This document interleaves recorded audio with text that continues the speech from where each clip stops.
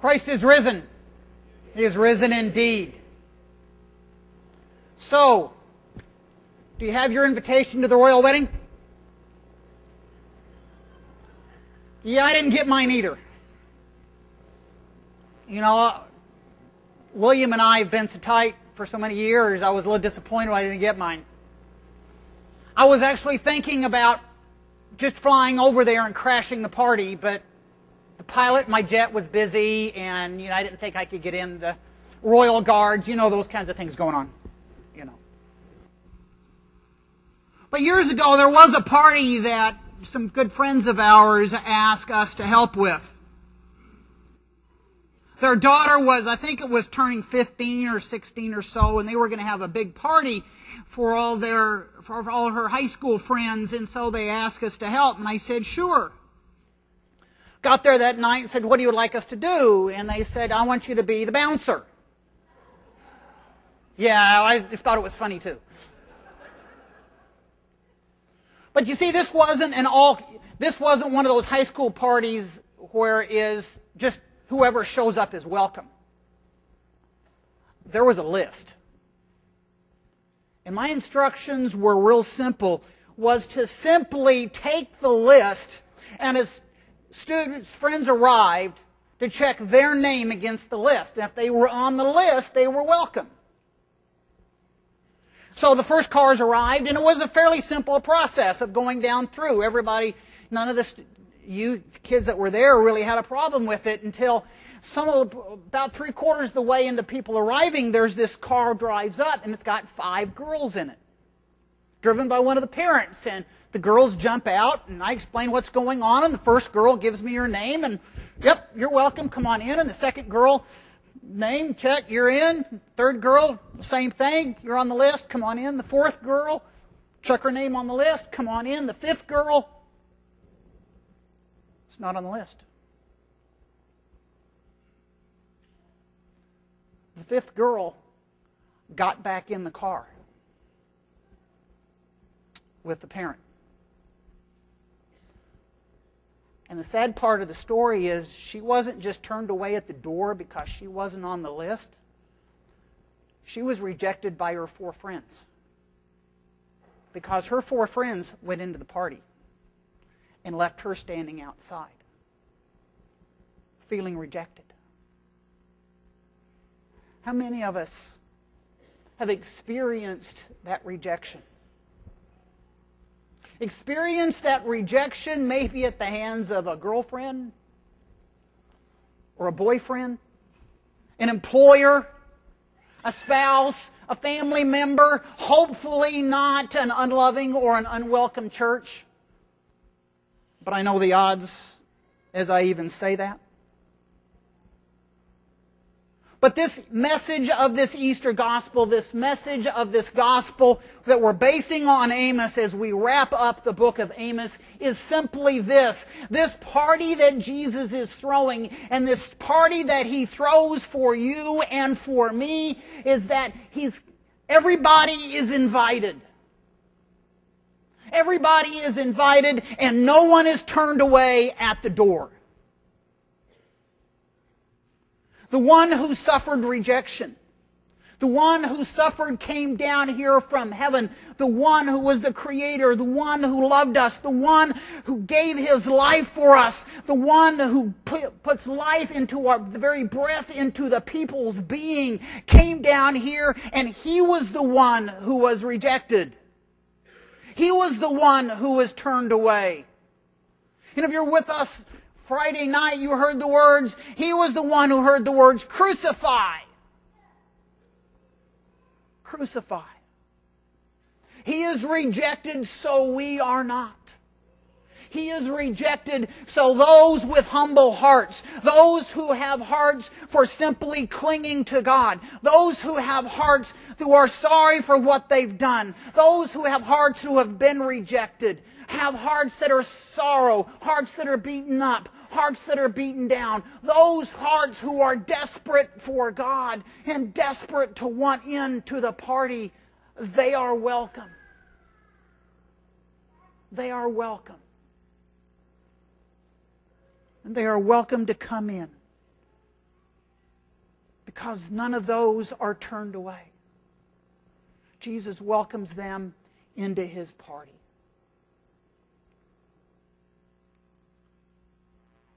And in this party, hearts are repaired for free. It's a party, it's not just a party, but it's a party where hearts are repaired for free. I was scanning the Post-Dispatch, one of those things I do on Sunday mornings. I don't have time to read the paper, but I scan the headlines to see if there's anything major I need to know about before Sunday morning. And I was looking at the headline both on the St. Louis Post-Dispatch this morning, but also there was a story in the Missourian that I saw about the tornado damage. And I pray that you've not had tornado damage. If you have, please let us know how we can help you in going in there, in going through. But repairing the damage. I was talking to somebody in the choir before walking into service this morning, and they said that they had to clear trees from the road on Friday to get here on Friday night, and they had to clear trees out of the road last night to be able to get here this morning. Big trees in here.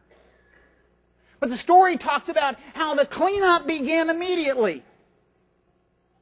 How people really aren't waiting around. There's damage to be done. And there's cleanup to be done.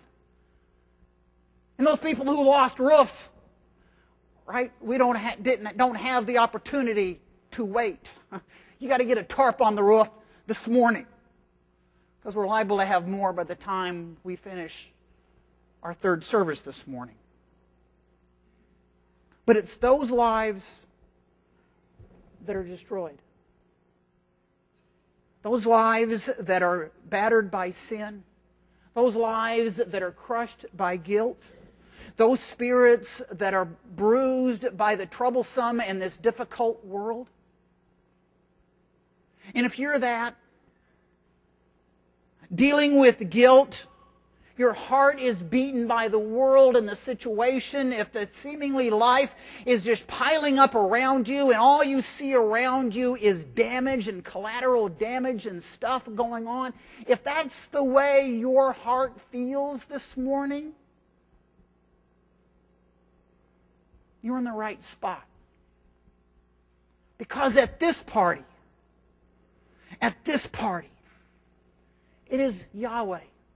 It is our God. It is the I Am made flesh, the one who was raised from the dead, who heals our hearts and binds up our wounds and soothes the pain of our hearts. It is the one who has risen from the dead who raises us. It is the one who defeated death, defeats the things and the evil around our lives. It's the one who rebuilt the temple of God in His body, rebuilds our hearts and our lives and our spirits with His power. With His power. This power of the Holy Spirit, this power that is love, that is power that is grace, the power that raised Jesus Christ from the dead, raises us from the dead and raises us up out of the ashes of our lives and the destruction of our lives and the hurts of our lives and the sins of our lives and rebuilds us and heals us and makes us the people of God and makes us Easter people. Makes us Easter people who live in the love and the light of Jesus is risen from the dead every day. Well, one of the things that I must admit as we're talking about parties and stuff is that I grew up in the Lutheran church from as little as I can remember. I was Lutheran churches, in and out of different Lutheran churches. And I'm not sure how this happened, but I must confess my early years of education were sorely lacking, I find out, in the Lutheran church. I never went to a real potluck until I was on vicarage.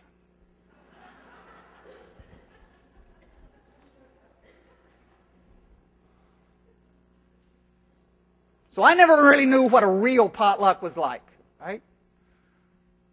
And it was I remember that first time we were there, I was on vicarage, and we had a fairly large crowd, at least as large as this or larger, and the pastor was sitting there, and we were in the church, while the ladies were back in the fellowship hall, kind of like we couldn't see, and they were setting up for the potluck in here, and the pastor was going through inviting every single person he could find to go into the potluck. All right, I think he'd have stood out on the street if he'd invite people in if they had the opportunity. And we're going through here, and I'm sitting here thinking, you know, there was an announcement in the bulletin about doing this. If you were coming, you're supposed to bring some food. How are we going to feed all these people? Is he going to do the 5 loaves and 2 fish thing, you know? And so, after the church service is over, I walk into where the fellowship hall was. There was enough food in that potluck to feed a small European country for several days. I didn't know there were so many different Jell-O salad recipes. There was food everywhere. But it was food that people brought.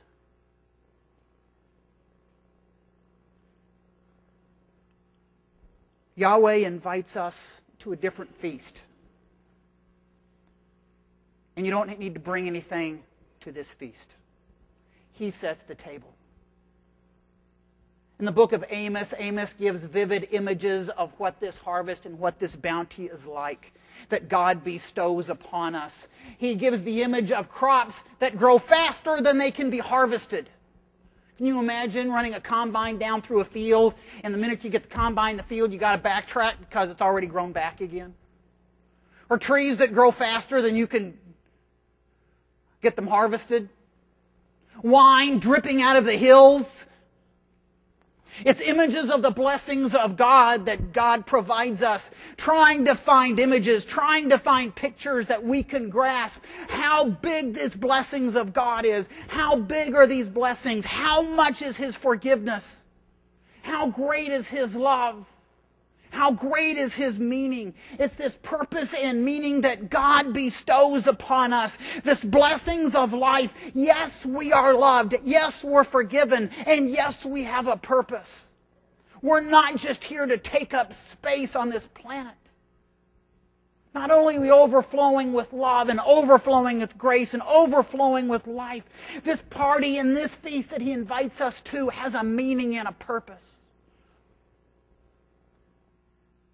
And that meaning and purpose is simply that everyone would know this. That everyone would know that they're invited.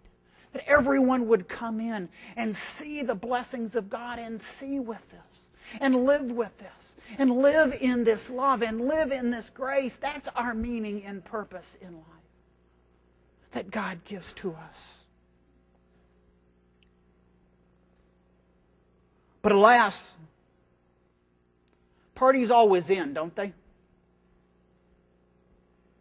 That potluck I told you about, that very first potluck I ever really went to, you know, at some point in time we got our fill and we all went home. Super Bowl parties, as fun as they may be, right? The Super Bowl eventually ends. And they stop playing the good commercials, so what's the use of watching, right? 4th of July, the fireworks eventually stop, and you got to fight the traffic of getting home. Birthday parties eventually end.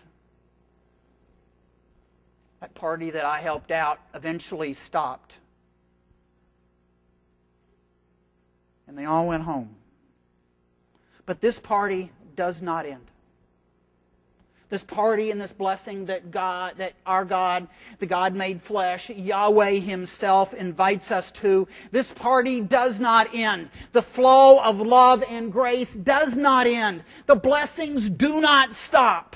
Our God, Yahweh, Jesus Christ says in Revelation, I am the same yesterday, today, and tomorrow. The blessings that God bestowed upon His people in Amos's time. The blessings He bestowed upon His people at Mount Sinai. The blessing He bestowed upon His people and the women that Easter morning are the same blessings He gives to us today. And the same blessings He will give to us tomorrow. His arms are always open. His heart is always welcoming. His table always has a place for it. And you're always invited. That's who He is. The party will not end. And the feast will not end. And the blessings will not stop.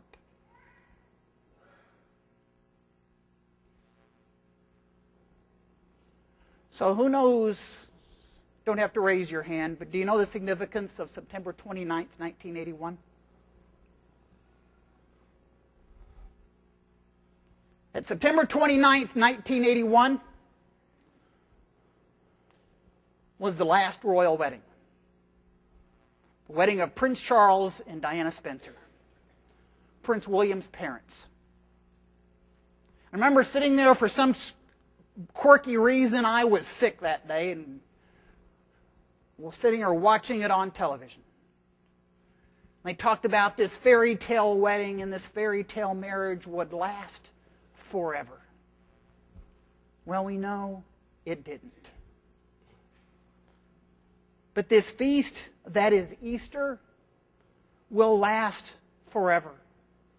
The invitation to his party, the invitation to his banquet, the invitation to his feast will go on forever. It is his life. Jesus is risen from the dead. That's the party we're a part of. That's the life that we have a piece of. That's who we are. We are Easter people who live in this party and live that does not end.